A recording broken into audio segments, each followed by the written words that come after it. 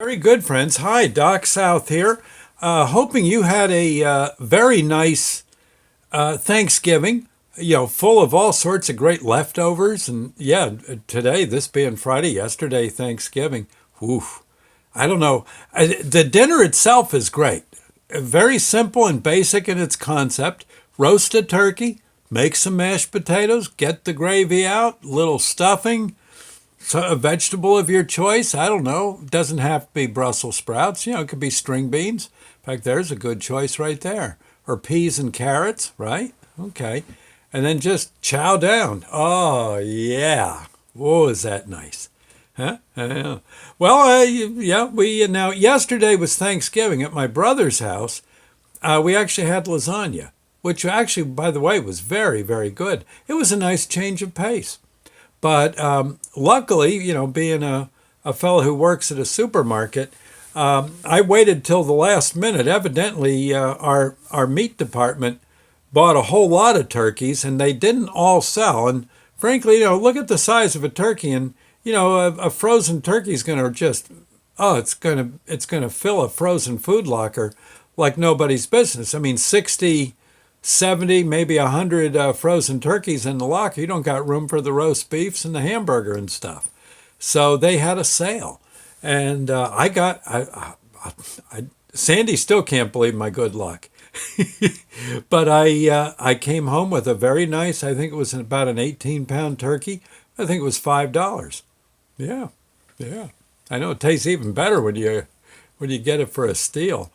And so that's we cooked that up. Well, Sandy cooked it. I didn't really have much to do with it. And but she cooked it up nice and proper. Boy, we're gonna have turkey sandwiches till we drop. And in fact, tomorrow I'm under orders to get some real fancy rye bread. With the real crust. Well, the real crusty rye bread with the caraway seeds and like that. Yeah, maybe a fresh jar of mayo, little lettuce maybe. Turkey sandwiches, yes, yes. Hot turkey sandwiches are good too. You have to get white bread for that. You just a real thin slice of turkey, a little gravy, a little pepper. I know it brings me back to when I was a kid, and we used to go Thanksgiving. Well, everyone in our family, the cars pointed towards Granddad and Grandma's house, out in Elizabeth on Summit Road in Elizabeth. And we'd yeah, right off of McGee Avenue, and we'd all go there, and boy, there'd be football games on the TV, of course. uh so my uncle, my father, granddad, they were all betting on the game. They calls flying into the bookies when the women were in the kitchen. Yeah.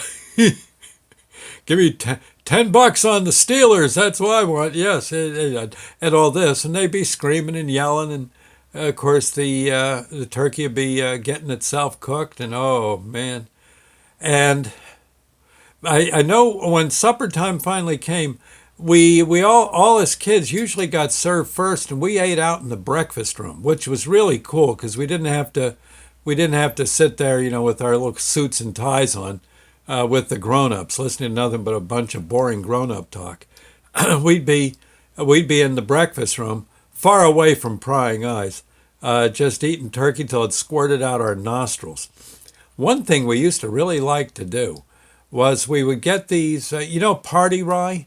Party rye. It's a rye bread, but it's only, gosh, the cross section of the slice would only be about the size of, say, three-quarters of a playing card. Yeah, they're about like that, right? Okay, yeah, about like that, and real thin and very, lots of caraway seeds, a little crusty, and if it's fresh, so much the better. And what we would do, we would we'd lay down the first layer of bread, okay, the bread, then some turkey, then some stuffing, then some mashed potatoes, then maybe a little cranberry sauce, a little coleslaw. You can see that this is starting to grow. Yeah, that one little slice is now the top slice is like up here somewhere. You got yourself like a mini Dagwood sandwich. Yeah. And the deal was to jam it in your mouth all at once. By the way, I don't suggest you do this. Okay, it's a good way to choke. Better, you should make a small one, a little more manageable. You can put all those ingredients in, just a thin layer of mashed potatoes and gravy, one slice of turkey, little bit of cranberry, maybe not with the berries in it, but the jellied kind, a couple of vegetables, okay, a little bit of coleslaw, just a thin layer, and try that. Try that. And that way you won't have a sandwich that's much bigger than, higher than that. But we had, no one had really considered the dangers. When turkey and stuff and gravy squirting out your nose because you chewed too hard, and some of your eardrums are starting to swell, bulge out of your head.